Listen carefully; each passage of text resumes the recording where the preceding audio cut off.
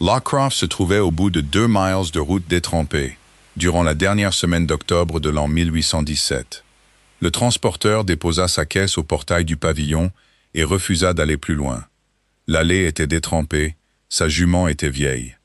Et il lui restait encore 11 milles à parcourir avant la nuit. Jane Cranwood le paya comme convenu. Elle ne discuta pas. Puis elle resta là, la main posée sur le montant du portail. Elle regardait une allée dont elle ne voyait pas la fin. La brume s'élevait de l'herbe mouillée à hauteur de ses genoux. Le parc semblait flotter, sans aucun sol. Les tilleuls le long de l'allée n'avaient pas été taillés depuis des années. Leurs branches basses descendaient presque jusqu'au gravier. Et le gravier lui-même était principalement recouvert de mousse. Des moutons avaient été dans le parc et n'en avaient pas été retirés. Elle en compta une douzaine, des formes grises au bord du blanc. Ils arrachaient l'herbe sans se presser. La maison se dévoilait par morceaux. D'abord une cheminée, noire au-dessus de la brume, puis la ligne d'un toit, puis toute sa longue façade. La pierre grise était devenue sombre à cause de l'humidité. 14 fenêtres en tout, et 9 des 14 avaient les volets fermés de l'intérieur. Jane s'arrêta au milieu de l'allée et regarda un moment les 9 fenêtres fermées. Elle avait 24 ans. Elle avait 4 shillings et demi dans sa poche, et des références écrites qui ne valaient pas le papier sur lequel elles étaient. Dans sa manche se trouvait une lettre d'un agent immobilier de Sandford. 22 livres par an, la chambre de la gouvernante, les clés d'une maison à moitié fermée depuis 3 hivers. Elle avait répondu à l'annonce, car c'était la seule qui ne demandait pas de référence. 5 gouvernantes en 2 ans, avait écrit l'agent. C'était, comprenait-elle maintenant, une forme d'honnêteté. Il ne s'attendait pas à ce qu'elle vienne. Elle fit le tour par le côté, car c'est par là que passe une gouvernante. Elle trouva la cour de la cuisine, la pompe, une rangée de chenilles vides envahies par l'herbe, et un mur avec une porte verte, laissée ouverte. Derrière la porte, il y avait un jardin. Il avait été autrefois le potager, et il l'était encore, de la même manière qu'un visage reste un visage après une longue maladie. 4 parcelles carrées entourées de murs de briques. Les chemins entre elles étaient affaissés et recouverts d'herbe. La moitié était envahie par les orties. L'autre moitié avait été récemment bêchée. Eh bien, en longues lignes nettes. La terre était retournée, sombre et ouverte au gel. Les orties avaient été coupées à la racine et empilées, non brûlées, en un tas près du mur pour pourrir. Un homme travaillait tout au fond. Il lui tournait le dos. Pas de manteau, pas de chapeau, les manches retroussées au-dessus des coudes. Il creusait une tranchée le long du mur avec une bêche qu'il maniait comme si elle ne pesait rien. Elle le regarda retourner 3 pelletées de terre avant de parler. On lui avait appris à observer un domestique travailler avant de lui adresser la parole. Et parce qu'en 3 pelletées, on apprend tout sur le dos d'un homme. Il travaillait bien. C'était la première chose qu'elle sut de lui. « Bonjour », dit Jane. Il se redressa et se tourna. Il était plus jeune que ses épaules ne le laissaient penser. Peut-être 30 ans. Peut-être un peu plus. Des cheveux châtains cendrés repoussés d'un revers de poignet. Une mâchoire qui n'avait pas été rasée ce matin-là. Des yeux d'une étrange couleur claire, ambre, presque jaune là où la brume était vive derrière elle. Et il la regarda comme on regarde le temps arriver par-dessus une colline, sans alarme, et sans aucune intention de bouger. Ses mains et ses avant-bras étaient noirs jusqu'au coude de terre humide. « Bonjour, dit-il. Je suis la nouvelle gouvernante, Cranwood. » Elle attendit. Il ne dit absolument rien. Alors elle continua. « On devait venir me chercher à Sandford mardi. Personne n'est venu. J'ai marché depuis la route principale. Oui, dit-il. » Jane laissa passer 3 secondes. Ce n'était pas de l'insolence, pas exactement. C'était plutôt comme si répondre ne faisait pas partie de la liste des choses qu'il faisait. « Vous êtes le jardinier, je suppose. » Plus tard, longtemps plus tard, quand cela compta plus que tout dans sa vie, elle repensa encore et encore à ces quelques mots. Elle ne pourrait jamais dire qu'elle lui avait posé une question. Ce n'était pas le cas. Elle lui avait dit ce qu'il était. Avec la voix qu'elle utilisait pour dire aux gens ce qu'ils étaient. Et elle se tenait dans son propre jardin quand elle l'a fait. Il baissa les yeux sur la bêche, puis sur elle. « Je m'occupe du jardin, » dit-il. Ce qui était vrai. « Alors vous saurez où se trouve la porte de la gouvernante. » Il désigna du menton le coin de la cour. « Sous l'arche. Elle coince. Soulevez-la. Merci. Et votre nom? Arthur. » Elle attendit la suite. Elle ne vint pas. Elle pensa, avec une petite pointe de désapprobation, qu'un jardinier qui donne son prénom et pas de nom de famille, est soit là depuis longtemps, soit vient d'un endroit qu'il ne veut pas nommer. « Eh bien, Arthur, dit-elle, y a-t-il quelqu'un dans la maison ?» Madame Tregarron. 2 jeunes filles. Amos, qui ne vous entend que si vous êtes en face de lui. Et la famille? Quelque chose se passa au coin de sa bouche. Ce fut si rapide qu'elle ne put l'identifier. Pas à la maison. Pour moi? Ou pour tout le monde? Pour tout le monde. Cela simplifiera les choses, dit Jane. Elle alla trouver la porte sous l'arche, la souleva, et elle s'ouvrit. Elle ne se retourna pas. Si elle s'était retournée, elle aurait vu un homme debout dans un jardin à moitié bêché, une bêche à la main. Il la regardait entrer par le passage de sa propre cuisine. Il y avait sur son visage une expression qu'aucun de ses 3 domestiques n'avait vue en 2 ans. Le passage sentait la pierre froide, une lampe mal mouchée, et sous ces 2 odeurs, très faiblement, celle des pommes. La cuisine de Larkcroft mesurait 30 pieds de long et était conçue pour nourrir 40 personnes. Il y avait 4 personnes à table. Une femme d'une 60aine d'années en robe noire et bonnet blanc était assise en bout de table. Elle écossait les derniers haricots dans un bol. 2 jeunes filles étaient assises de chaque côté d'elle. Tout au fond, le dos au feu et son chapeau sur la tête, un vieil homme réparait le manche d'un râteau avec de la ficelle cirée. Ils s'arrêtèrent tous. « Vous devez être Madame Tregarth, » dit Jane. « C'est bien moi. » La femme ne se leva pas. Elle avait un visage plat comme une lame de couteau. Ses petits yeux sombres parcoururent rapidement et entièrement les bottes de Jane, son ourlet, ses mains, son bonnet, et s'arrêtèrent sur son visage. « Vous êtes en avance. J'ai 4 jours de retard. On devait venir me chercher. Personne n'a été envoyé. C'est ce que j'ai découvert. On n'envoie jamais personne, dit Madame Tregarth. Asseyez-vous. Vous voudrez bien un thé après avoir marché. Bess, la bouilloire. Voici Bess. Celle-là, c'est Nan. Lui, c'est Amos Hobb, et il ne vous entendra pas. Alors ne gaspillez pas votre salive tant que vous n'êtes pas en face de lui. Jane ne s'assit pas. Elle se tenait au bout de la longue table, dans une cuisine étrange, dans une maison où personne n'était venu l'accueillir. En face d'elle était assise une femme qui avait déjà décidé qu'elle serait partie avant Noël. Comme les 4 précédentes, elle sentit tout le poids froid de l'endroit s'abattre sur ses épaules. 50 pièces, 3 hivers de négligence, 5 gouvernantes. Puis elle retira son bonnet et le posa sur la table. « Le thé, ce sera pour après, » dit-elle. « D'abord les clés. » Les mains de Madame Tregarth s'immobilisèrent dans les haricots. « Les clés, » répéta Jane aimablement. « Toutes, s'il vous plaît. Et une bougie, puisque la moitié de la maison a les volets fermés.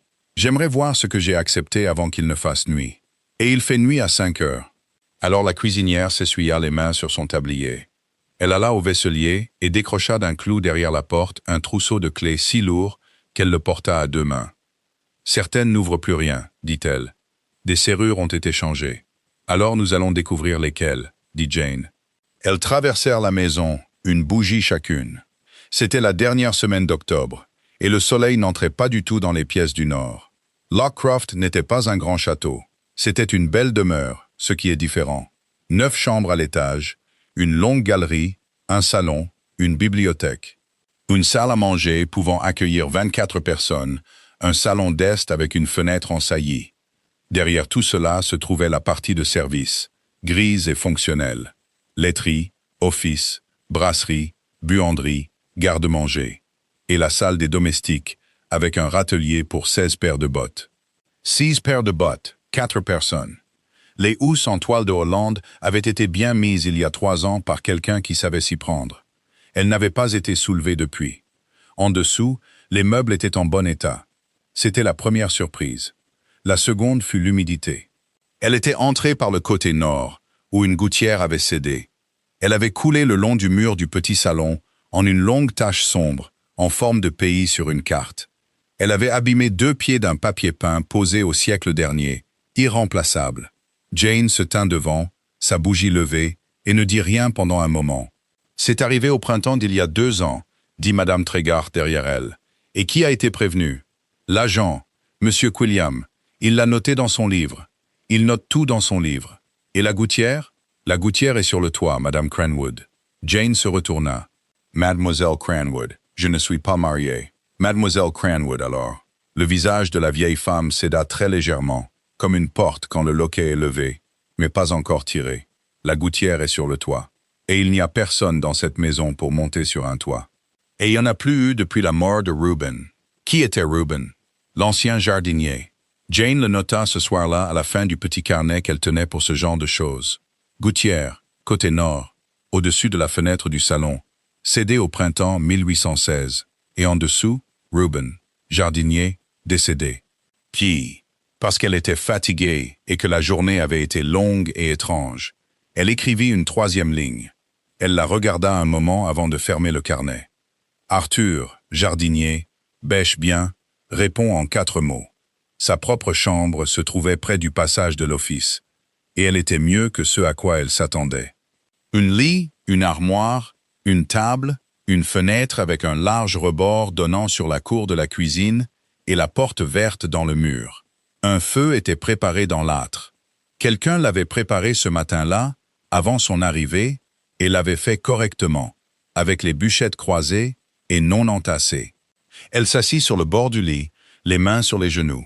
8 mois que ça durait. 8 mois depuis ce matin à Horncroft, quand Madame Gratton était entrée dans l'office, la bouche pincée.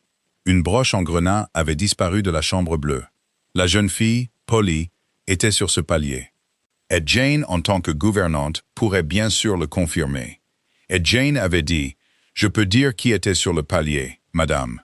Je ne peux pas dire qui a pris quoi que ce soit, car je n'ai vu personne prendre quoi que ce soit. » C'était tout. Elle avait dit la phrase vraie, au lieu de la phrase utile. Et cela lui avait coûté une place à 40 livres par an, des références, et toutes les portes du comté. La broche réapparut en novembre, dans la doublure d'un sac à ouvrage. Personne ne lui écrivit pour le lui dire. Elle l'apprit par une blanchisseuse de Sandford, 6 semaines après avoir cessé de pouvoir payer son logement à la semaine. Il ne lui restait qu'une chose au monde en plus de ses vêtements. Une boussole dans un étui de chagrin, en laiton, de la taille d'une grosse montre. Son aiguille indiquait toujours le nord, et son couvercle se fermait avec un clic qu'on pouvait entendre à travers une pièce. Son père avait été arpenteur, Matthew Cranwood. Il mesurait les champs, les drains et les limites de paroisse pour quiconque le paierait 30 shillings et son dîner. Il avait emmené sa fille avec la chaîne dès qu'elle fut assez grande pour en tenir le bout fermement. Car une chaîne nécessite 2 personnes, et il ne pouvait pas se permettre d'engager un homme. On ne devine pas une chose, Jenny, on la mesure, alors personne ne peut te dire le contraire. Il mourut quand elle avait 19 ans, d'un refroidissement attrapé un février pluvieux, dans le pré inondable d'un autre. Il lui laissa la boussole, la chaîne, 106 livres de dette, et un frère. Ned avait maintenant 16 ans. Il était à Sandford, apprenti chez un charpentier de moulin nommé Bramwick, et son contrat d'apprentissage n'était pas payé. Il restait 14 livres à devoir, à raison d'1 livre par trimestre sur un salaire de 22. Si elle échouait ici, et qu'il n'y avait pas d'autre place, Bramwick renverrait Ned. Un charpentier de moulin n'est pas une œuvre de charité. Un garçon renvoyé à 16 ans sans métier finit sur la route, ou dans la milice, ou pire. 22 livres par an donc. 3 hivers de négligence, 4 domestiques, dont un qui n'entendait pas. Jane Cranwood enleva ses bottes, les plaça côte à côte sous le lit. Elle s'allongea tout habillée sur le couvre-lit et pensa à la gouttière du côté nord. Elle fut debout à 5h30. À 7h, elle avait une liste et à la fin de la semaine, elle comptait 90 choses. Elle n'essaya pas de faire les 90 choses. On fait ce qui empêche les 4 suivantes, et on le fait en premier. Elle avait appris cela d'une meilleure gouvernante qu'elle. La chose qui empêchait les 4 suivantes était la gouttière. Elle trouva l'échelle dans la remise à charrette, avec 2 barreaux manquants. Elle trouva Arthur dans le jardin clos, en train de préparer un parterre avec une corde et des piquets. « Il y a une gouttière qui a cédé du côté nord, dit-elle. Elle a abîmé 2 pieds d'un papier peint irremplaçable. Si elle passe un autre hiver, elle attaquera le plafond, et après le plafond, le plancher du dessus, et après ça, les solives. Et alors, personne ne pourra plus se le permettre. » Il posa ses mains sur le haut du manche de la bêche et écouta. C'était la 2e chose qu'elle apprit sur lui. Il écoutait jusqu'à la fin d'une phrase, ce que presque personne ne fait. « L'échelle a besoin de 2 barreaux, dit-il. Je peux la réparer aujourd'hui. Je préférerais en faire une nouvelle. Alors faites-en une nouvelle si le bois est là, et ne coûte rien. S'il coûte quelque chose, réparez-la. Car je n'ai pas d'argent du tout jusqu'au jour du terme. Et je préfère dépenser ce que je n'ai pas en plomb. Il la regarda un peu plus longtemps que ce qui était confortable. Il y a du plomb, dit-il, dans le grenier de l'écurie, provenant du toit de l'ancienne laiterie. Combien? Assez. Alors nous avons des fonds, dit Jane.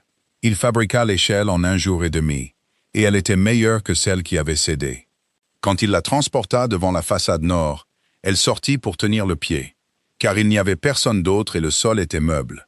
Il monta à 32 pieds avec un rouleau de plomb sur l'épaule et un marteau à la ceinture, et il se déplaçait sur un toit comme d'autres hommes se déplacent dans une pièce.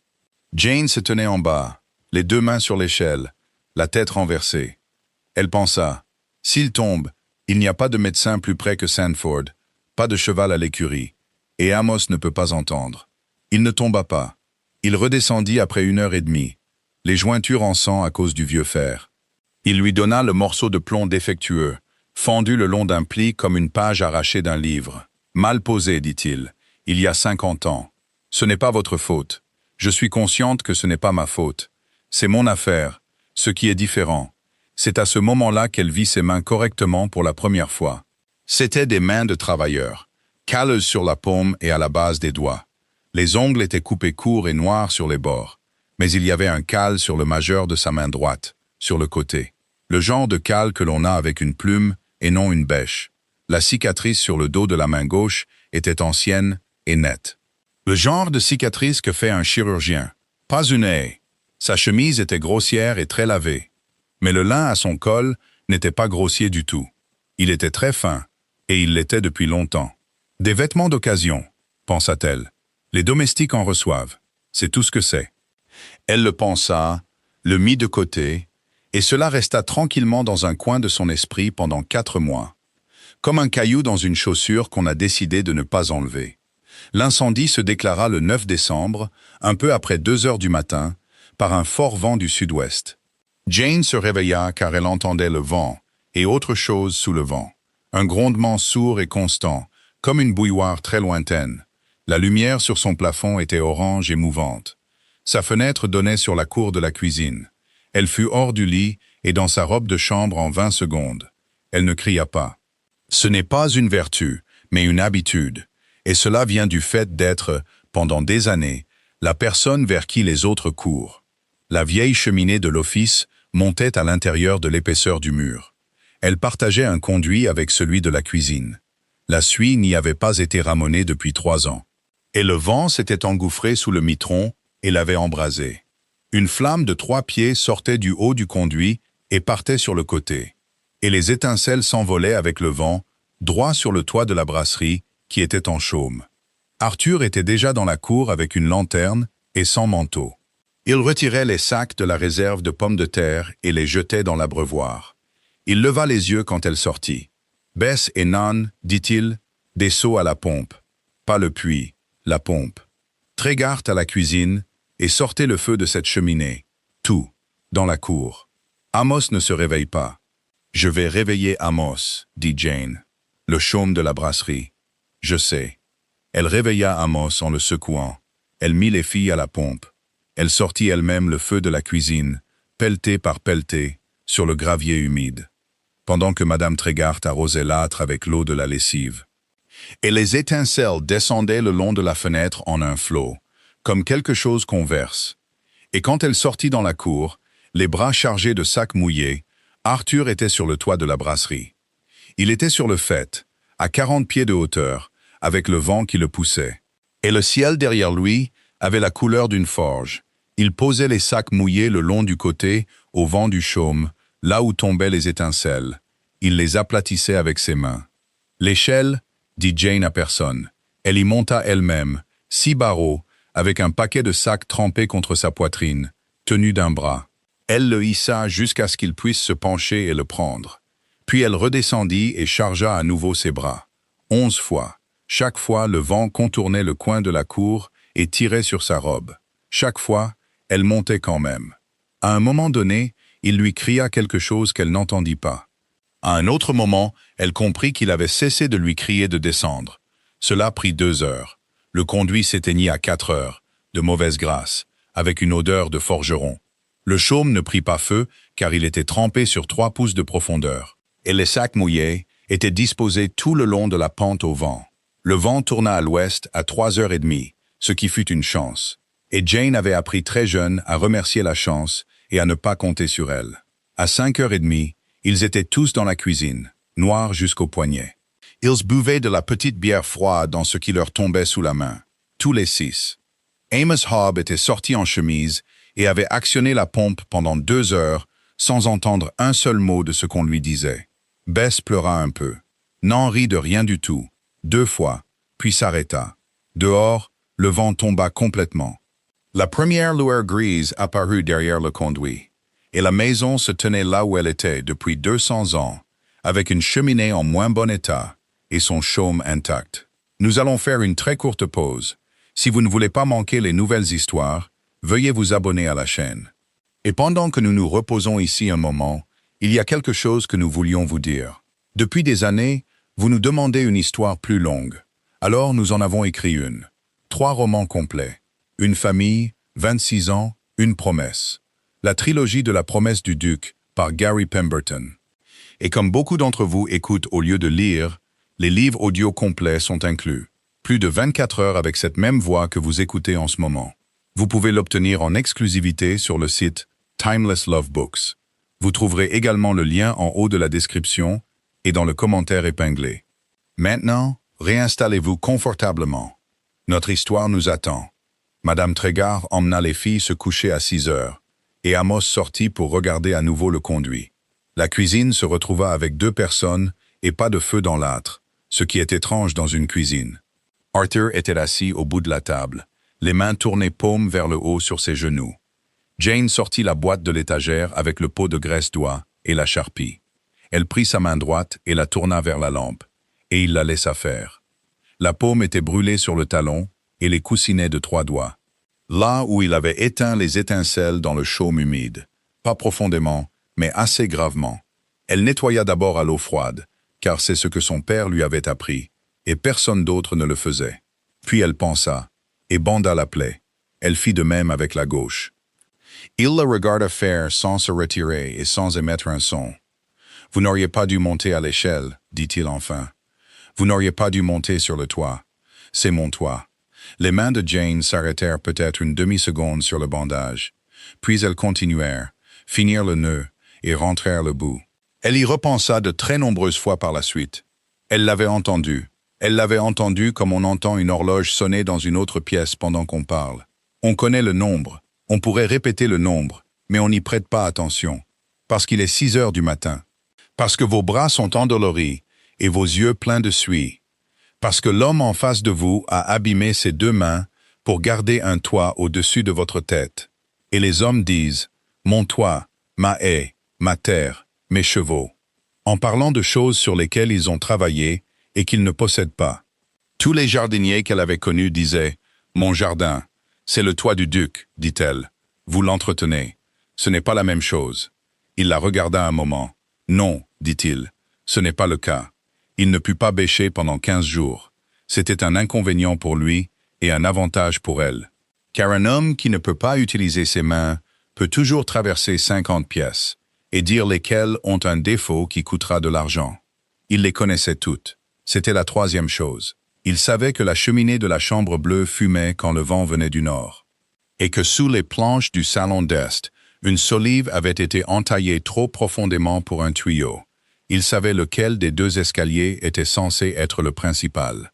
Et pourquoi l'architecte avait perdu cette discussion. « Vous êtes ici depuis longtemps, dit Jane. Une partie du temps. Quand j'étais garçon. Et vos parents. Tous les 2 morts. » Il retourna sa main bandée et la regarda. Et ce fut la fin de la conversation. Jane, qui avait aussi enterré les siens, comprit parfaitement et ne demanda rien de plus. Il mangeait à la table de la cuisine comme tout le monde. Et s'asseyait près du feu le soir, pendant que Madame Trégard faisait les reprises et lisait. C'était la 4e chose, et elle ne cadrait avec aucune des autres. Il lisait comme un homme qui mange après une journée de travail, régulièrement, jusqu'à la fin, sans lever les yeux. D'abord le journal du comté, puis ce qui lui tombait sous la main. Une fois, un livre d'arpentage des domaines du Nord, une autre fois, un livre en français. Elle prit le grand livre et fit les comptes de la semaine de l'autre côté de la table. Aucun d'eux ne dit rien pendant 1 heure et demie. Ce fut, remarqua-t-elle avec une certaine surprise, la soirée la plus agréable qu'elle ait passée en 8 mois. Les lettres arrivaient de Sandford 2 fois par semaine, apportées par un garçon à poney. 3 ou 4 de chaque lot étaient adressées d'une écriture de Claire à sa grâce le duc de Brackenham.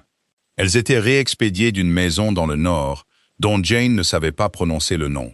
Elle les posait sur la table ronde dans le hall, bien alignées, les seaux vers le haut, comme on le lui avait appris. Le matin, elles avaient disparu. « Monsieur Quilliam les prend », dit Madame Tregar, quand elle demanda. « Monsieur Quilliam n'est pas venu à la maison depuis mon arrivée. Alors quelqu'un d'autre les prend. » Madame Tregar, la cuisinière, posa le fer à repasser qu'elle chauffait. Elle la regarda avec ses petits yeux sombres. « Je vais vous donner le seul conseil que j'ai, et je n'en parlerai plus. Ne posez pas de questions sur la famille. Personne dans cette cuisine ne vous répondra. Ce n'est pas de la sournoiserie. On nous l'a dit il y a 2 ans, par quelqu'un qui en avait le droit. Et on ne nous a jamais relevé de cette consigne. Le duc vient-il ici? Non. Est-il en vie? Oui. La vieille femme reprit le fer. Il est en vie? C'est la dernière question de ce genre à laquelle je répondrai. Et si vous avez un peu de bon sens, vous ne me poserez pas les autres. Jane ne posa plus de questions. Elle se forgea cet hiver-là une image du duc de Brackenham qui était parfaitement claire, parfaitement raisonnable et complètement fausse. Il avait hérité de Larkcroft avec le titre « était venu une fois, n'avait pas aimé et l'avait fermé ». Il laissait une cuisinière, 2 jeunes filles, un vieil homme sourd et un jardinier y vivre. Car les mettre dehors lui aurait coûté une lettre. Elle ne le détestait pas. La haine était trop compliquée. Elle le classa dans le registre privé qu'elle tenait au fond de son esprit, comme un gentleman de plus qui ne voyait pas ce qui était devant lui. Puis elle continua à réparer sa maison pour 22 livres par an, car la maison n'avait rien fait de mal. Monsieur Gilbert Quilliam vint de Sandford en janvier, dans un cabriolet avec un clair et une boîte verte. Il réduisit de moitié l'allocation de la maisonnée pour le semestre. La maison était fermée. Elle ne devait pas être ouverte, ni améliorée, et certainement pas réparée sur le jugement d'une gouvernante en poste depuis 3 mois. « À qui faut-il écrire quand quelque chose me dépasse ?» dit Jane. « Si la réponse est que rien ne peut être fait, je peux l'accepter, et je me débrouillerai. Ce que je ne peux pas gérer, c'est le silence. Une maison ne s'arrête pas pendant que nous attendons une réponse. » Quilliam leva les yeux de son livre pour la première fois. Son visage exprimait presque de la sympathie. Et en dessous, quelque chose qu'elle ne comprit que bien plus tard. Il avait peur. Il avait peur depuis 2 ans, tranquillement. Peur du jour où quelqu'un lui poserait une question à laquelle il ne pourrait répondre sans trahir sa parole. « Écrivez-moi, et je ferai ce que je peux, ce qui n'est pas grand-chose. » Il mit son chapeau. « Vous ne serez plus ici dans 1 an, mademoiselle Granwood. Personne ne reste. Je le dis sans aucune méchanceté. Je le sais, dit Jane. Elle trouva l'armoire aux archives en février parce qu'elle cherchait des trous de souris et rien d'autre. Elle se trouvait dans le passage entre la bibliothèque et le petit salon, derrière une porte qu'elle avait prise pour un placard. À l'intérieur se trouvaient les papiers de 200 ans, des baux liés avec du ruban rose, des comptes ficelés, un sac de taille, un livre d'arpentage de 1774 relié en vélin. Et au fond, dans une boîte laquée au couvercle tordu, le plan du domaine, ou la moitié. Il avait été dans un incendie. Pas cet incendie, un plus ancien, bien avant son temps. Dans une pièce, 1 année, que personne n'avait noté. Tout le tiers et de la feuille avait disparu en une courbe brune. Ce qui restait avait été plié humide et s'était collé à lui-même en 2 endroits.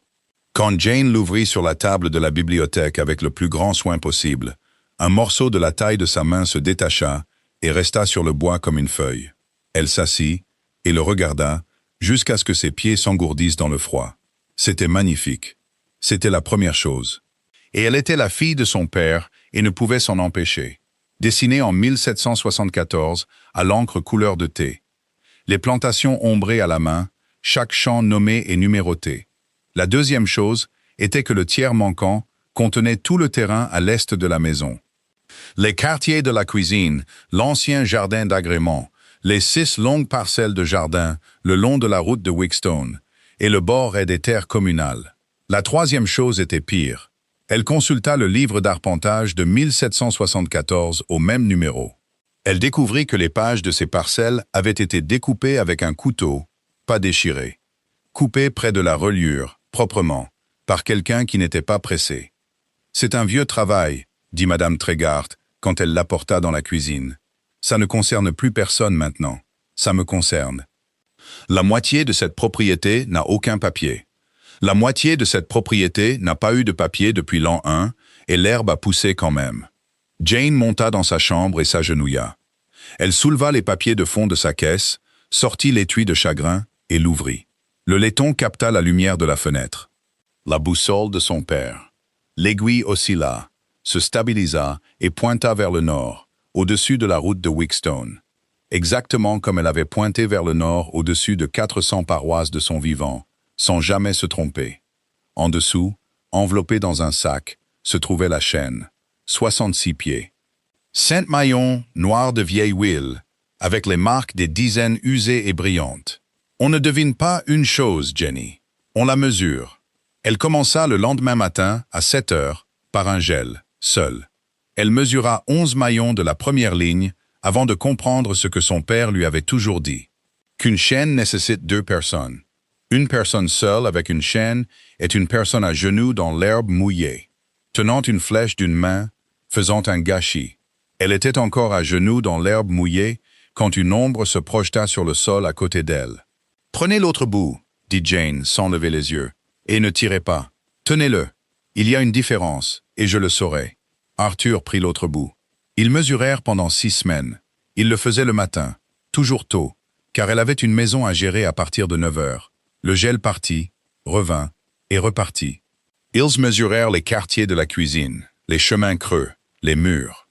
Ils mesurèrent l'ancien jardin d'agrément où l'herbe gonflait sur les bords enfouis des allées de gravier, comme un corps sous un drap. Ils mesurèrent les 6 parcelles de jardin le long de la route de Wickstone, une par une, avec le fossé, le talus et la haie. Ils tenaient la chaîne et plantaient les flèches, et après 15 jours, ils maintenaient la ligne sans qu'on le lui dise, ce qui prend une saison à la plupart des hommes. Jane notait tout dans un carnet, à la manière de son père. Les relèvements à gauche, les distances au milieu, les remarques à droite. Le soir, elle dessinait sur du papier à dessin quémandé au papetier de Sandford, contre un pot de plume. Elle avait une règle, une paire de compas et un bout de crayon taillé avec un couteau de cuisine. Le plan grandit sur toute la table de la bibliothèque. Il grandit champ par champ, mur par mur. Et le 8 mars, elle apporta la dernière partie et la mit en place.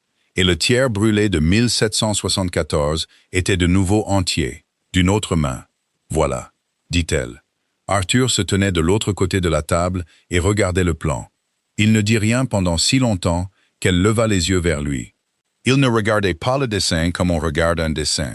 Il le regardait comme un homme regarde une porte dans un mur, devant lequel il est passé tous les jours de sa vie. « C'est vous qui avez fait ça, » dit-il. « C'est nous qui avons fait ça. Vous teniez la chaîne. N'importe qui peut tenir une chaîne. »« Presque personne ne peut tenir une chaîne, » dit Jane. « Vous seriez étonné. » L'avis fut affiché sur la porte de l'église de Wickstone le dernier dimanche de mars. Jane le lut après la messe, sous la pluie, sa capuche relevée, pendant que le reste de la paroisse se tenait derrière elle et attendait. Un acte pour diviser, attribuer et enclore les terres communales et ouvertes de la paroisse de Wickstead. 3 commissaires nommés. Toutes les personnes revendiquant un droit, un usage communal ou un intérêt sur les dites terres devaient remettre leurs revendications par écrit. Signée, avec les preuves qu'elle possédait. Elle devait se présenter au bureau du greffier, à Sandford le ou avant le 25 avril. Tous les droits non revendiqués de cette manière seraient déchus à jamais. Déchus à jamais. 6 mots dans un cimetière de campagne sous la pluie. « Qu'est-ce que ça dit ?» demanda une femme derrière elle.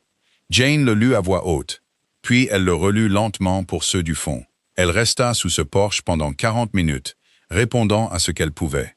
Les 6 parcelles de jardin le long de la route de Wickstead mesuraient un demi-acre chacune. Elles avaient été détachées du terrain de la cuisine de Larkcroft depuis 41 ans. Sarah Linford en avait 2 pour elle et son fils. Ruth Copen en avait une. Ephraim Whitcomb en avait une. Et y cultivait des poireaux qui avaient gagné un prix à Sanford 3 années de suite. Martha Reddish en avait une. Hannah, qui avait été la femme de Reuben le jardinier et était maintenant sa veuve, avait la dernière, avec le prunier dans le coin que Reuben lui-même avait planté. Il payait 1 shilling par an à la Saint-Michel au jardinier, qui le mettait dans la caisse du domaine. Il n'y avait ni bail, ni registre. Reuben avait tout gardé en tête pendant 30 ans. Puis Reuben était mort, et les derniers shillings qu'ils avaient apportés à la maison étaient allés à Madame Tregart. Elle les avait mis dans une cruche sur le vaisselier, car il n'y avait personne à qui les donner. Et de l'autre côté de la route de Wickstone se trouvait Kingsmore. Et Kingsmore appartenait à M. Simon Follett, et M. Follett avait creusé un fossé sur toute la longueur de cette route, 3 hivers de suite, à ses frais, car l'eau ne se soucie pas de savoir à qui appartient le fossé. Il avait mis une barrière au bout des parcelles en novembre. Jane l'avait vu et avait pensé que c'était une clôture pour le bétail errant. Ce n'était pas une clôture pour le bétail errant, c'était une revendication. Elle écrivit à Quilliam ce dimanche soir et envoya le frère de Bess avec la lettre à l'aube. La réponse de Quilliam arriva le mercredi et tenait en 2 phrases. Elle la lut debout dans le couloir de la cuisine, le dos contre le mur froid. Il n'avait aucune instruction. En l'absence d'instruction de son mandant, aucune revendication ne serait déposée au nom du domaine de Larkcroft dans le remembrement de Wickstone, et il la priait de ne plus lui écrire à ce sujet. Jane resta là un moment, le papier à la main. Puis elle demanda à Madame Tregart la cruche du vaisselier et compta ce qu'il y avait dedans. 12 shillings en pièces de cuivre et en petite monnaie d'argent, provenant de 6 familles pour un terrain qui allait cesser d'exister. « Vous ne pouvez rien y faire, » dit Madame Tregart. « Personne ne le peut. Il n'y a personne ici. Il y a moi, dit Jane. Elle veilla 4 nuits. Elle recopia son plan au propre, tout le tiers resté, avec les 6 parcelles numérotées et mesurées à la perche. Le fossé y était, et le talus, et le prunier de Reuben dans le coin, marqué comme on marque un arbre. Elle rédigea une revendication dans la forme requise par la vie, au nom des 6 détenteurs et du domaine de Larkcroft conjointement. Elle y exposait ce que chacun d'eux détenait. Le loyer, la durée, comment il avait été payé et à qui. Elle fit venir les 6 à la cuisine le jeudi soir, dans leurs beaux manteaux. Elle leur lut le document 2 fois. 4 signèrent, 2 firent leur marque, la main de Jane guidant la plume. Et Amos Hobbs fut témoin pour chacun d'eux, à tue-tête. Et en bas, sous tout cela, elle écrivit « Remis pour le domaine de Larkcroft. Aucune autre personne n'étant ici pour le remettre. Jane Cranwood, gouvernante. Elle le porta elle-même à Sanford le samedi, dans une charrette empruntée jusqu'à la barrière de péage, puis à pied. Le clerc du bureau lut la dernière ligne 2 fois et leva les yeux vers elle par-dessus ses lunettes. « Une gouvernante, dit-il. Oui. Vous savez ce que vous faites, je suppose. Je sais exactement ce que je fais, dit Jane. Je dépose une revendication avant le 25 avril, comme l'exige la vie. Que quelqu'un la soutienne ou non n'est pas une chose que je peux régler d'où je suis. L'enregistrerez-vous ou non? Il l'enregistra. Il lui donna un reçu sur un bout de papier de 4 pouces sur 2. Elle le plia dans son gant et rentra à pied sur 11 miles dans le crépuscule, le reçu bien gardé. Elle le dit à Arthur le dimanche matin dans le jardin clos, pendant qu'il attachait les espaliers qu'il avait taillés en décembre. Il ne dit absolument rien. Puis il posa la pelote de ficelle sur le haut du mur, très soigneusement, comme si elle pouvait rouler. « Vous avez déposé une revendication, dit-il, au nom du domaine, au nom des 6 détenteurs et du domaine. Quelqu'un devait le faire. C'était ça, ou ces familles perdaient un demi-acre chacune. Ce qui, pour 4 d'entre elles, est la différence entre un hiver avec des pommes de terre et un hiver sans. Cranwood. Il ne l'avait jamais appelé autrement. Savez-vous ce qui va se passer maintenant? Oui. Ils siégeront à Sanford en juin, et les commissaires l'entendront. Et ils exigeront la présence du propriétaire. Alors qu'ils l'exigent, dit Jane, et quelque chose en elle qui était resté immobile pendant 8 mois se releva et se tint debout. Qu'ils lui écrivent, qu'ils envoient quelqu'un, que quelqu'un dans ce monde mette une lettre devant cet homme et l'oblige à la regarder. Il a eu 2 ans de tranquillité. 6 familles vont perdre leur terrain parce qu'il n'a pas pris la peine de signer un papier. Si le nom d'une gouvernante au bas d'une revendication est ce qu'il faut pour le faire venir, alors qu'il vienne ici et soit très en colère contre moi. J'en serais ravi. Arthur se tenait là, les mains le long du corps, et la regardait.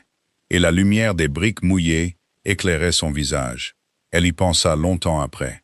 Il n'était pas choqué. Il n'était pas amusé. Il n'allait certainement pas discuter. Il ressemblait à un homme qui regarde une vague arriver de très loin, connaissant le rocher exact sur lequel il se tient. « Oui, dit-il, il se peut qu'il le soit. Avril sortit de terre cette année-là, comme cela arrive peut-être 2 fois dans une vie. Les tilleuls bourgeonnèrent le 10. Dans le jardin clos, les espaliers fleurirent le long de leurs fils, en une ligne droite de blanc. Le carré d'asperges, qui était sous les orties depuis 15 ans, produisit 9 turions, fins comme des crayons. Il les apporta à la cuisine sur un linge, comme quelque chose sorti d'une église. Madame Tregarth les regarda, porta son tablier à son visage et sortit dans la cour. Elle revint 2 minutes plus tard et ne dit rien du tout. Jane ouvrit la maison, une pièce à la fois. Son argument était qu'une pièce fermée pourrit et qu'une pièce aérée non, et que l'aération ne coûte rien d'autre que des bras. Elles enlevèrent les housses du salon. Elles ouvrirent les volets du salon d'est, et le soleil du matin entra sur un sol qui n'avait pas été foulé depuis l'année précédant Waterloo. Jane se tint là et pensa que quiconque avait fermé cette maison avait commis un acte méchant. L'avait probablement fait par chagrin, d'où proviennent la plupart des choses méchantes dans les maisons. Le soir, elle travaillait sur le plan. Ce n'était plus nécessaire maintenant. La revendication était déposée. Elle continua quand même, car c'était devenu ce qu'elle faisait de ses mains, pendant que son esprit se reposait. Arthur venait la plupart des soirs. Il regardait ce qu'elle avait ajouté, puis tenait la règle pour elle, ou approchait la lampe, ou disait un nombre. Le 9 mai, à 8h30, alors que la lumière devenait rose sur le parc, elle lui demanda « Qui avait-il ici ?» Son crayon reposait sur le terrain vierge, à l'est de la maison, là où l'herbe gonflait en longues lignes enfouies et où les ifs avaient formé un mur. Il ne répondit pas tout de suite. Elle avait appris maintenant que cela ne signifiait pas qu'il n'avait pas entendu. « Un jardin !» Je sais que c'était un jardin, je l'ai mesuré. Il y a des allées de gravier sous ce gazon, large d'1 yard, un bassin et des marches. Quelqu'un a investi 800 livres dans ce terrain, puis quelqu'un d'autre l'a recouvert d'herbe. Qui l'a créé? La duchesse, dit-il, la dernière. Et qui a mis l'herbe par-dessus? Son mari, l'année après sa mort. Il regardait le dessin, et non elle. C'était le sien. Elle l'avait conçu elle-même, avec un homme de Sandford, et elle y était tous les jours de sa vie. Et quand elle est morte, il ne pouvait plus passer devant la fenêtre. Alors il l'a fait recouvrir d'herbe, a laissé les ifs, et a fait remplir le bassin avec les décombres de l'ancienne laiterie. Cela a pris 14 hommes pendant 6 jours. C'est une chose méchante, dit Jane. Oui, et très humaine. Elle retourna le crayon. Était-elle gentille? Et Arthur dit, elle me faisait tenir la ligne pour elle. La pièce était tout à fait silencieuse. Il l'entendit lui-même. Elle le regarda l'entendre. Il l'avait dit de la même voix plate qu'il disait tout. La phrase traversa la table et resta là, dans la lumière de la lampe, entre eux. Et elle ne cadrait nulle part. Pas pour un jardinier. Pas pour un garçon jardinier. Pas pour un homme qui dit la duchesse et parle de la mère de son employeur. Jane le regarda pendant 3 secondes. Puis elle baissa de nouveau les yeux sur le plan. Et elle dit, « Tenez ce coin, il veut se recroqueviller. » Et il tint le coin. Plus tard, elle appela cela le moment. Pas le moment où elle sut. Elle ne savait pas. Elle était loin de savoir. Mais le moment où elle choisit, sans se l'avouer, de ne pas poser la question suivante, parce que la question suivante aurait dû avoir une réponse. Et une réponse aurait changé quelque chose. Et pour la première fois en 8 mois, il y avait quelque chose dans sa vie qu'elle ne voulait pas voir changer. Elle lui parla d'Anne Croft la dernière nuit de mai. Ils étaient assis sur le muret du potager, la lumière presque disparue. Cela sortit d'elle de manière détournée, comme le font de telles choses, d'une remarque sur une fille de l'âge de Nan et de la facilité avec laquelle une fille de cet âge est ruinée par l'ordre des autres. Elle lui parla de Madame Gratton, de sa boîte à ouvrage et de sa bouche pincée. De la broche Ingrenat, de Polly 16 ans, qui était sur le palier parce qu'on l'y avait envoyé. Elle lui raconta la phrase qu'elle avait dite au lieu de la phrase utile. Elle lui parla du sac à ouvrage retrouvé en novembre avec la broche dans la doublure, et des 8 mois qui suivirent, et des logements à la semaine, et des 14 livres encore dus pour l'apprentissage de son frère.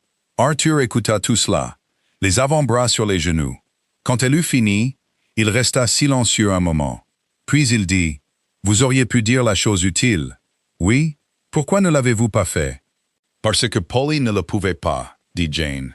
Il y avait une personne dans cette pièce qui pouvait dire une phrase vraie sans être ruinée par cela. Il s'est avéré que je me suis trompé sur le fait de ne pas être ruiné. Mais je ne me suis pas trompé sur le fait d'être la seule. Il tourna la tête et la regarda. Les chauves-souris volaient au-dessus du mur, et la dernière lumière était à l'ouest, derrière le conduit. Et plus tard, elle put se souvenir de la position exacte de ses mains. « Cranwood, dit-il, il y a quelque chose qui vous est dû. » « Dû » dit. « Il y a quelque chose qu'on aurait dû vous dire en octobre. » Et le cœur de Jane fit un bond violent. Il n'y a qu'une seule chose qu'un homme dans un jardin, au crépuscule, la dernière semaine de mai, est censé être sur le point de dire. Et elle avait pris soin pendant 7 mois de ne pas l'entendre. Puis Bess arriva en courant au coin du mur, son bonnet à la main. Et Madame Tregarthe voulait voir Mademoiselle Cranwood dans l'office, parce que le lait avait tourné et que le fromage était en train de prendre. Jane se leva. « Demain » dit-elle. « Oui » dit-il. « Demain. » Madame Ottilie Hopley de Sandford House avait laissé sa carte à Larkcroft 2 fois ce printemps-là. La deuxième fois, elle entra elle-même dans le hall. C'était une belle femme de 50 ans dans une très belle pelisse, avec un sourire qui s'arrêtait juste en dessous de ses yeux. Si la maison allait être ouverte, si la famille était attendue, si les jardins étaient remis en ordre, et aux frais de qui? « Je ne suis pas en mesure de dire ce que la famille a l'intention de faire, madame, » dit Jane 4 fois, de 4 manières différentes. « Non, » dit Madame Hopley en la regardant. « Je ne suppose pas que vous le soyez. Elle avait un mari mort depuis 12 ans, une maison hypothéquée, dont tout le comté connaissait le montant, et 3 filles à marier, dont la plus jeune, Kitty, avait 19 ans et était la jolie. Elles arrivèrent le 4 juin, à 4 heures de l'après-midi sans prévenir. 2 calèches, Madame Hopley, Kitty et Madame Bellamy du presbytère, et 4 autres dames habillées comme pour un pique-nique. L'excuse était que la paroisse collectait des fonds pour l'école et pouvait-elle se promener dans les célèbres jardins. Bess entra dans l'office, blanche comme un linge. Jane fit ce pourquoi elle avait été formée pendant 10 ans. Elle envoya Nan chercher les clés du salon, mit Bess aux affaires du thé, et Madame Tregarthe au gâteau aux graines qu'elle avait fait ce matin-là par la grâce de Dieu. Puis elle sortit dans le hall, son bonnet bien droit. Les dames étaient les bienvenues. La famille n'était pas à la maison. Elle serait heureuse de leur montrer ce qu'il y avait à voir. Elle leur fit visiter le jardin d'agrément, et elle le fit magnifiquement. Et elle leur donna les bonnes mesures. Madame Hopley posait les questions, et Jane répondait à celles qu'elle pouvait. En haut de l'allée de la terrasse, Madame Hopley s'arrêta et regarda les rosiers qui avaient été taillés et attachés. « On a besoin des roses pour la table, je pense, » dit Jane à Bess. « Va chercher le panier et demande à Arthur d'en couper une 12aine. Il saura lesquelles. »« Oui, mademoiselle Cranwood. » Elles descendirent les marches en un groupe lâche et coloré. 7 dames et une gouvernante dans le soleil bas de 6 heures. Il était au bas des marches avec le panier à son bras et les roses dedans. Ses manches de chemise étaient retroussées jusqu'au coude, exactement comme elle l'avait envoyé. Il n'avait pas eu le temps de passer par l'arrière. Jane vit la scène se dérouler à 3 pieds de distance, de côté, avec la clarté impuissante de quelqu'un qui regarde un cheval tomber sur la route. Madame Hopley s'arrêta sur la 3e marche en partant du bas. Son visage passa par 2 expressions complètes en l'espace d'un souffle. La première, vide. La seconde, un changement de temps si complet que l'estomac de Jane se serra avant même que son esprit ne réagisse. Et Madame Ottilie Hopley fit une révérence là, sur la marche, profonde, la tête penchée, et dit d'une voix qui porta sur toute la longueur de la terrasse. « Votre grâce, pardonnez-nous, nous n'avions aucune idée. On nous avait dit que vous étiez dans le nord. » Kitty Hopley fit la révérence. La dame du presbytère fit la révérence. Les 4 autres s'inclinèrent l'une après l'autre, comme une main de carte étalée. Et l'ombrelle de quelqu'un tomba sur le gravier, et personne ne la ramassa. Jane Cranwood resta où elle était. Elle ne fit pas la révérence, parce qu'elle ne comprenait pas, et pendant peut-être 2 secondes, Elle continua de ne pas comprendre, dans un vacarme assourdissant, les oreilles pleines de bruit. Elle regarda le panier. Elle regarda les manches qu'elle lui avait dit de garder hors de l'humidité. Elle regarda les yeux ambrés qu'elle avait vus tous les jours depuis la dernière semaine d'octobre. Il la regardait. Seulement elle. Pas Madame Hopley penchée sur la marche. Pas les 7 révérences. Elle. Et il ne dit rien. Toute la terrasse l'attendait. 7 femmes courbées dans leurs belles robes de mousseline. Et une debout, droite, à côté des roses. Et le seul son était celui d'un merle s'envolant le long du mur, alarmé. 1 seconde, 2 secondes, 3. Il avait une bouche capable de dire 4 mots, et il ne l'utilisa pas. Il ne dit pas « Il y a eu une erreur, madame ». Il ne dit pas la seule phrase que n'importe quel homme vivant aurait pu dire dans ce jardin. J'aurais dû vous le dire en octobre. Plus tard, Jane comprit qu'il n'avait pas pu. Une chose que vous n'avez pas dite pendant 7 mois n'a plus de porte. Il se tenait au bas de ses marches, les mains pleines de ses propres roses, regardant la seule personne qui l'ait jamais regardé droit dans les yeux, la regardant découvrir en public ce qu'elle avait sous les yeux. Elle comprit cela plus tard. Ce qu'elle fit sur le moment fut plus simple. Elle fit un pas en avant et lui prit le panier du bras. Car les fleurs d'une dame n'ont pas leur place au bras d'un duc devant des invités. Elle se tourna vers Madame Hopley et dit que le thé était servi dans le salon si les dames voulaient bien entrer pour se mettre à l'abri du soleil. Puis elle lui fit la révérence correcte, à la profondeur qu'une gouvernante doit à un duc. Elle aurait pu le faire en dormant. Elle ne l'avait jamais fait pour lui. Puis elle monta les marches avec les roses et entra dans la maison sans se presser. Derrière elle, la terrasse fit le bruit particulier qu'un groupe de femmes fait quand on lui a donné de quoi vivre pendant 1 an. Elle arriva jusqu'au couloir de l'office. Elle posa le panier sur l'étagère. Elle posa ses 2 mains à plat sur l'ardoise froide du banc et resta là, la tête baissée. 7 mois, chaque jour, chaque repas à cette table. L'échelle, le toit, l'incendie, ses mains sur ses genoux dans la lumière de la lampe. 6 semaines de matinée dans l'herbe mouillée avec une chaîne. Et les nombres criaient à travers le terrain de cette voix plate et calme, chaque ordre qu'elle lui avait donné. Prenez l'autre bout, ne tirez pas, tenez-le. Demandez à Arthur d'en couper une 12aine. Il saura lesquels. Elle me faisait tenir la ligne pour elle. Jane Cranwood se tenait dans le couloir de l'office, la tête toujours baissée. Elle avait été la seule personne de la paroisse à ne pas savoir. Et elle n'avait pas su, parce qu'elle était entrée dans ce jardin en octobre et avait dit à un homme ce qu'il était. Et il l'avait laissé faire. Il avait continué à la laisser faire tous les jours depuis. Devant une cuisinière, 2 jeunes filles et un vieil homme sourd. Tous les 4 avaient été prévenus 2 ans auparavant par quelqu'un qui en avait le droit. Elle ne pleurait pas. Elle voulait très fort être en colère, mais elle n'y arrivait pas encore. Car sous la colère, gisante sous elle comme le sol en pierre sous les nattes, il y avait quelque chose de bien pire. Elle avait honte. Elle servit le thé. Elle le servit elle-même sur le bon plateau et se tint sur le côté de la pièce, là où se tient une gouvernante. 4 fois en 40 minutes, elle entendit Madame Hopley dire combien c'était singulier, combien c'était digne d'un gentleman de goût de travailler dans son propre jardin de ses propres mains. Kitty Hopley regarda Jane une fois sous le bord de son chapeau, détourna les yeux et eut la grâce de rougir. Les calèches partirent à 7 heures. Il vint à la cuisine à 9 heures, quand les filles étaient au grenier, et que Madame Tregarthe était partie dans sa chambre. Il portait un manteau, les cheveux mouillés par la pompe. Jane était à table, le livre de comptes de la maison ouvert devant elle. Elle n'y avait pas écrit un mot depuis 1 heure. Cranwood, votre grâce. Il ferma brièvement les yeux, comme si elle l'avait frappé à un endroit sensible. Ne faites pas ça. C'est votre nom, dit Jane. Il semble que j'ai été la seule personne de cette paroisse à ne pas l'utiliser. J'aimerais m'entraîner. Il vint se tenir de l'autre côté de la table. Il ne s'assit pas. Je ne vous ai jamais dit que j'étais le jardinier, dit-il. Non. Je ne vous ai jamais dit une seule chose fausse. Non. Jane ferma le livre. Vous avez fait mieux que ça. Vous m'avez laissé vous le dire. Je me suis tenu dans ce jardin en octobre, et j'ai dit, vous êtes le jardinier, je suppose. Et vous avez dit, je m'occupe du jardin. Et j'ai beaucoup pensé à ces 5 mots ce soir.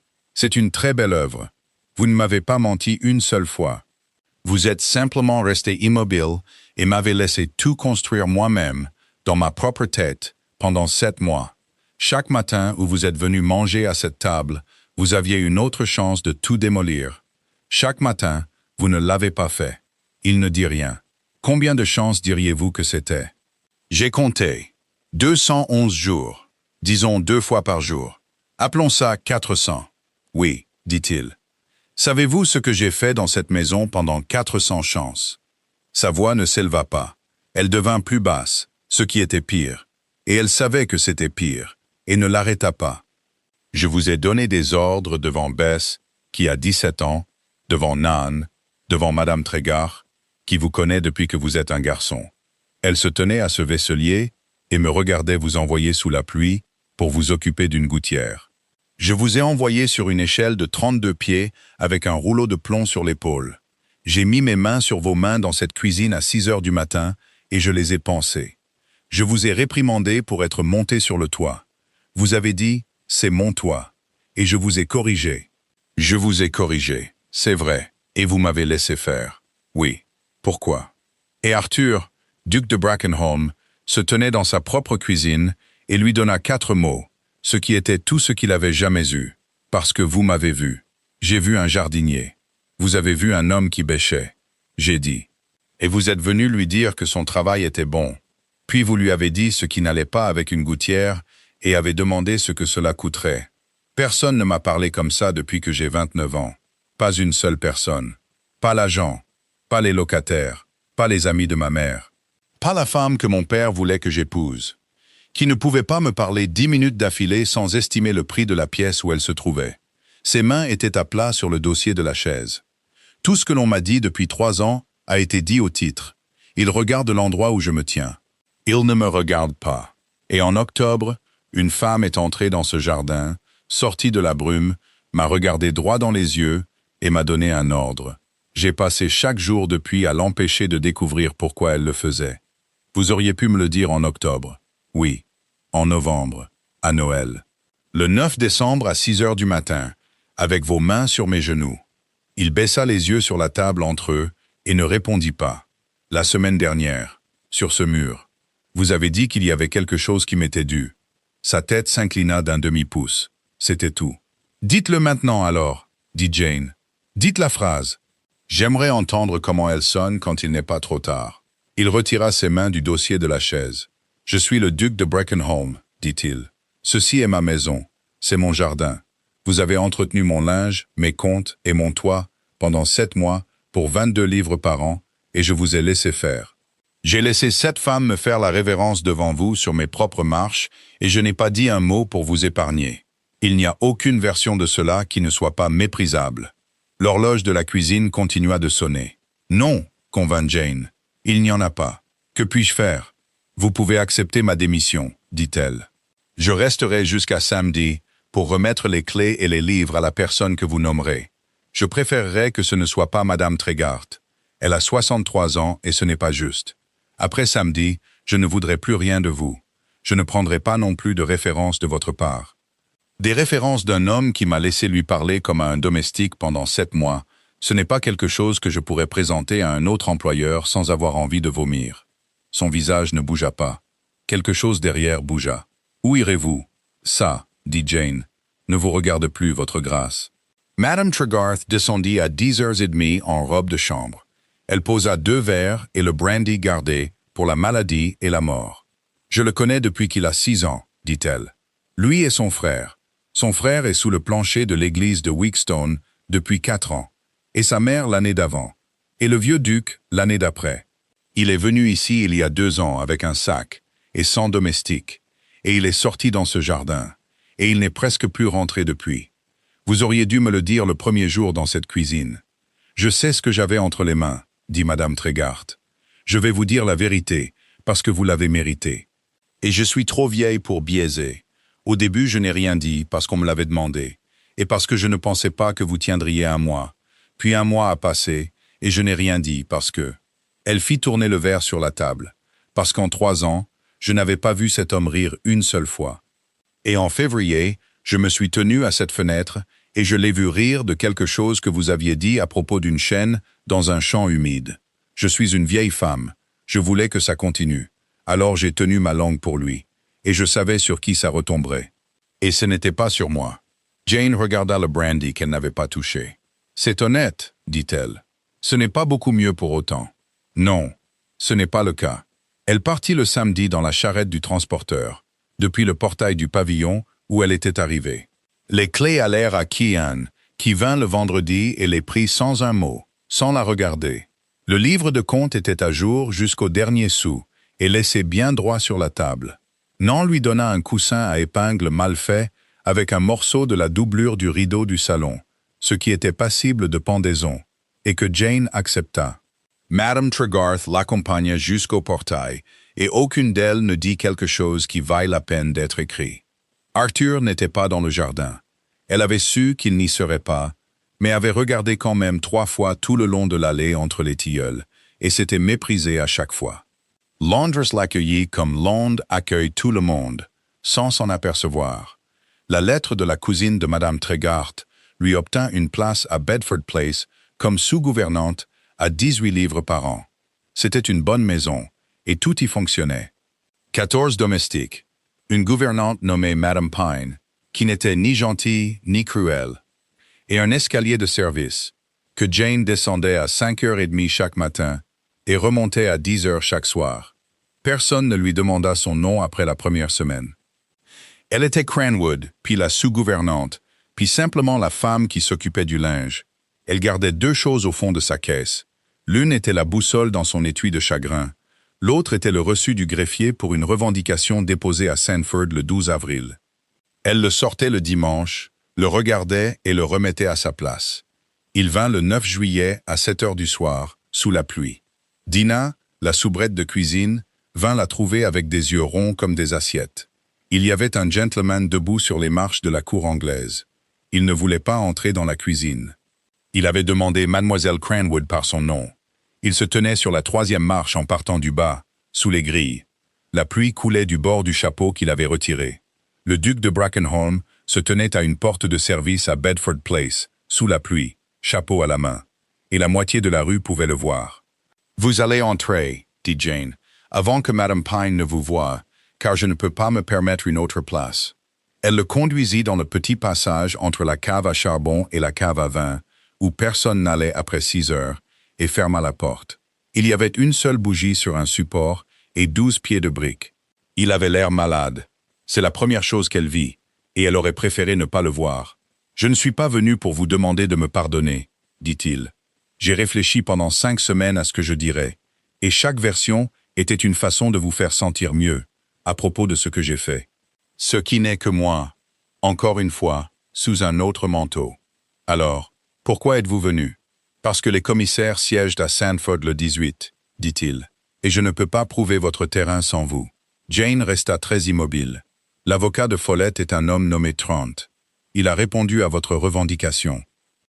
Il dit qu'il n'y a pas de bail, pas de registre, pas de reçu, pas de propriétaire. Il dit que les parcelles sont des terres communales, tolérées plutôt qu'accordées, et que le seul papier dans l'affaire est un dessin fait ce printemps par une domestique. Il fit tourner le chapeau une fois dans ses mains. Il n'a pas tort à propos du papier. Reuben gardait tout en tête.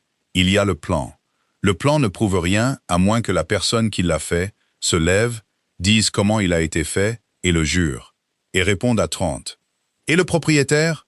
Le propriétaire, dit Arthur, sera là, debout, avec son nom devant tout le comté. J'ai écrit au commissaire, à Quilliam et à Trent. Sa mâchoire se contracta et se relâcha. C'est le moins que je doive, et c'est aussi la seule partie que je suis capable de payer. Jane regarda la bougie un moment. « Si je viens, dit-elle, je ne viens pas pour vous. Je veux que ce soit bien compris avant toute chose. Je ne reviens pas dans cette maison. Je sais, je viens parce que Hannah a un prunier dans le coin d'un demi-acre que son mari a planté l'année de son mariage. Parce que les poireaux d'Ephraim Whitkins ont gagné à Sandford 3 années de suite. Parce que j'ai signé mon nom au bas d'un papier. Et mon nom est la seule chose que j'ai jamais eue que personne ne pouvait me prendre. Sa voix était tout à fait égale. Pas pour vous, pour le terrain, et pour les 6 d'entre eux, et pour mon père qui m'a appris à le mesurer. Oui, alors je voudrais une place dans la malle-poste le 17. Mon salaire complété ici, et je serai de retour à cette porte le 20. Et vous ne m'écrirez pas entre-temps. Et vous n'enverrez rien. Et vous ne vous tiendrez plus au bas d'autres marches de cour anglaises sous la pluie, comme un homme dans une pièce de théâtre. Non. À la porte, il s'arrêta, la main sur le loquet. Cranwood, votre grâce. Tout ce que j'ai dit dans la cuisine en juin était vrai, dit-il. C'était aussi une excuse. Je veux que vous ayez les deux, car vous avez droit à tout, et non à la moitié qui me rend plus facile à supporter. Puis il remonta les marches de la cour anglaise sous la pluie. Jane resta dans le passage en briques jusqu'à ce que la bougie vacille. Les commissaires siégèrent aux salles de l'Assemblée à Sandford le 18 juillet à 10 heures du matin. À 10h05, il ne restait plus une seule place dans la salle. Ils n'étaient pas venus pour le remembrement. La moitié du comté était venue pour voir un homme. M. Padstone présidait, avec le colonel Stanbrook à sa droite et M. Corbin à sa gauche. Le greffier lut les revendications dans l'ordre. La quatrième était une revendication déposée le 12 avril au nom de 6 personnes et du domaine de Larkcroft avec un plan annexé. Jane se leva quand on l'appela, dans sa robe grise, et prêta serment. Le plan était épinglé au tableau derrière la table.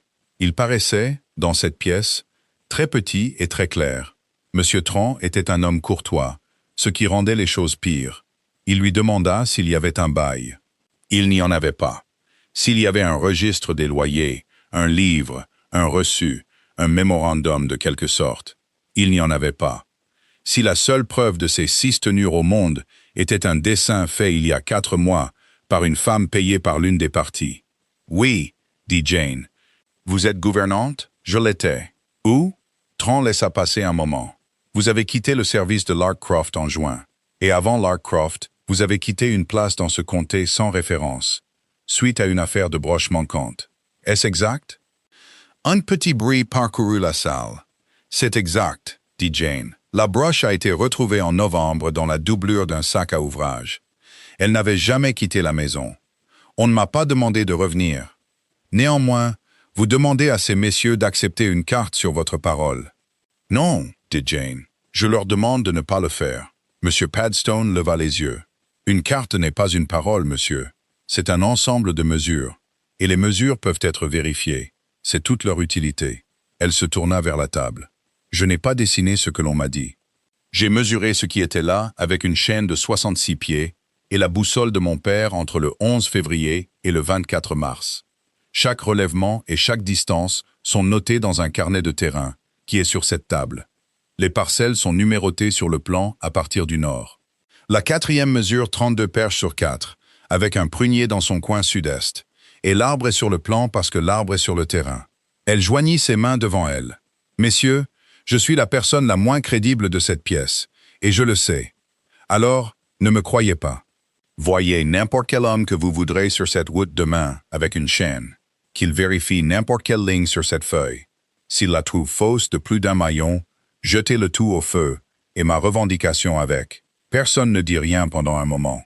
Puis une voix de femme du 3e rang dit « Puis-je parler ?» Madame Ottilie Hopley se leva dans une très belle pelisse et regarda droit devant elle. « Je me suis promené sur ce terrain le 4 juin avec mademoiselle Cranwood, avant que tout cela ne soit sur toutes les lèvres du comté.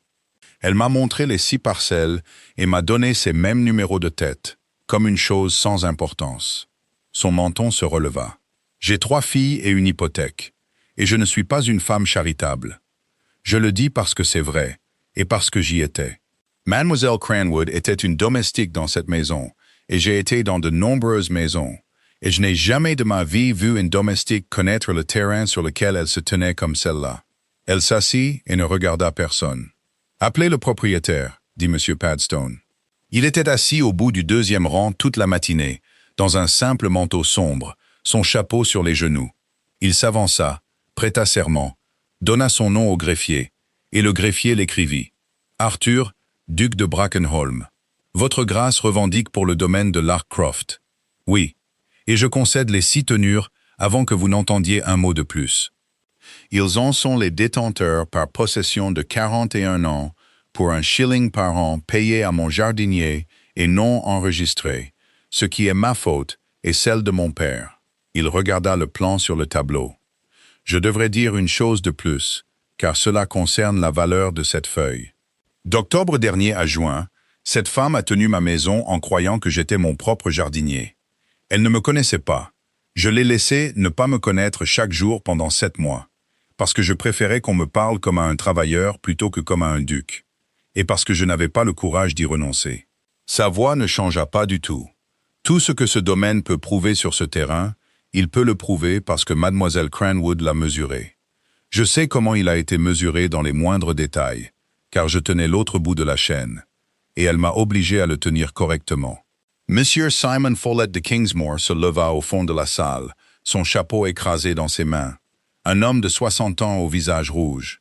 3 hivers, j'ai creusé un fossé sur cette route, dit-il, à mes propres frais. J'ai envoyé quelqu'un à cette maison 2 fois. Personne n'est venu. Personne n'est jamais venu. Il les regarda tous. Je ne suis pas un voleur, quoi qu'on dise dans cette pièce aujourd'hui. Si quelqu'un était sorti de cette maison une seule fois en 3 ans, je n'aurais jamais mis de barrière sur quoi que ce soit. Non, dit Arthur. Je ne crois pas que vous l'auriez fait. Les commissaires délibérèrent pendant 40 minutes. Les 6 parcelles furent attribuées aux 6 détenteurs en pleine propriété, moyennant une redevance d'1 shilling. La revendication de Larkcroft sur l'ancien terrain du jardin et les terres communales de l'Est fut acceptée sur la base de l'arpentage. Les coûts du creusement du fossé de la route de Wickstone pendant 3 hivers, 38 livres, furent imputés au domaine de Larkcroft, et il fut ordonné de les payer à M. Follett. Ce fut la seule partie de la décision pour laquelle on entendit le duc de Brackenholm dire « Dieu merci ». Dehors, le soleil tapait sur la façade blanche des salles de l'Assemblée. Les 6 se tenaient en groupe sur le trottoir. Hannah, qui avait 70 ans, prit les 2 mains de Jane et ne put rien dire du tout. Il attendait au bas des marches. « J'ai quelque chose à vous proposer », dit-il, « et la première partie ne vous plaira pas. Le terrain du jardin à l'est de la maison est à moi, et j'ai l'intention de vous le céder. Le terrain, le cottage sur la route de Wickstone, et 40 livres par an prélevés sur le domaine, pour que vous ne soyez plus jamais de votre vie aux ordres de quiconque. » Jane le regarda. « Non, dit-elle. Ce n'est pas un paiement, c'est seulement... C'est vous, dit Jane, faisant toujours exactement la même chose qu'en octobre, décidant seul, dans votre tête, ce qu'on doit me dire et ce qu'on doit me donner, et me le présentant tout arrangé. Vous m'avez donné un jardin à entretenir, sans me dire à qui il appartenait. Maintenant, vous me donnez un jardin à posséder, sans me demander si je le veux. Elle n'était pas en colère. C'est ce qui l'effraya. On m'a donné beaucoup de choses par des gens qui n'ont pas demandé d'abord. Je préférerais avoir 22 livres par an et qu'on me demande. Il se tenait sur le trottoir de Sandford, son chapeau à la main. Alors je vous demande, dit-il, pas pour le domaine, ni pour le jardin, ni parce que je vous dois quelque chose, mais parce que pendant 7 mois, vous avez été la seule personne en Angleterre à m'avoir jamais regardé. J'ai découvert cet été que je ne peux pas m'en passer. Je ne vais pas prétendre être un homme meilleur que ça. Il s'arrêta. Voulez-vous m'épouser? La malle-poste arrivait dans la rue derrière lui. Le chien de quelqu'un aboyait au coin. Il était 3h10 de l'après-midi, le 18 juillet. Vous ne m'avez jamais donné votre nom, dit Jane. Vous m'en avez donné la moitié et m'avez laissé deviner le reste. À tort, pendant 7 mois. Je sais. J'aimerais l'avoir en entier maintenant. Arthur, dit-il. Oui, dit Jane Cranwood, je le veux. Le jardin d'agrément de Larkcroft fut rouvert en juin suivant. D'après un plan dessiné au crayon sur du papier à dessin par une gouvernante et mis au propre à l'encre par une duchesse, les allées de gravier réapparurent sous le gazon, exactement là où la feuille indiquait qu'elle se trouvait. Le bassin fut dégagé des décombres de l'ancienne laiterie et rempli la 2e semaine de mai. Le mur d'Yves fut taillé jusqu'à la ligne de 1774 par 4 hommes de Wickstone, dont l'un était le fils de Ruth Coppens. Ned Cranwood termina son apprentissage et vint à l'automne pour installer une nouvelle pompe dans la cour de la cuisine. Il ne voulut rien accepter en paiement et fut forcé de l'accepter. Madame Tregarth dirigea la cuisine jusqu'à ses 71 ans. Amos Hobbs n'entendait toujours personne et savait toujours tout. La boussole en laiton dans son étui de chagrin vivait sur le rebord de la fenêtre du salon d'Est, là où le soleil du matin entrait sur un sol foulé chaque jour. Et un matin d'octobre, dans la brume, une femme sortit de la porte verte dans le mur. Sa jupe était relevée pour ne pas la mouiller, et elle portait 66 pieds de chaîne sur son épaule. Elle s'arrêta. Elle regarda au fond du jardin un homme en manche de chemise qui bêchait. « Prenez l'autre bout, dit-elle, et ne tirez pas. Tenez-le. » Il ne la corrigea jamais. Ce fut le seul défaut qu'elle lui trouva. Et à la fin, cela n'eut pas d'importance. Elle l'avait corrigé elle-même, à voix haute, dans une pièce pleine de tout le comté, avec la boussole de son père à la main et son propre nom au bas du papier. Merci d'avoir écouté l'histoire jusqu'à la fin. Si vous souhaitez soutenir la chaîne et maintenir ces histoires gratuites pour tout le monde, ma nouvelle trilogie, La promesse du duc, est maintenant disponible. Plus de 600 pages et plus de 24 heures de narration avec cette même voix que vous ne trouverez nulle part ailleurs. Elle vous attend sur le site Timeless Love Books. Dites-nous de quelle ville vous nous regardez et ce que l'histoire vous a fait ressentir. N'oubliez pas de vous abonner pour ne pas manquer les nouvelles histoires. Comme toujours, merci d'être là.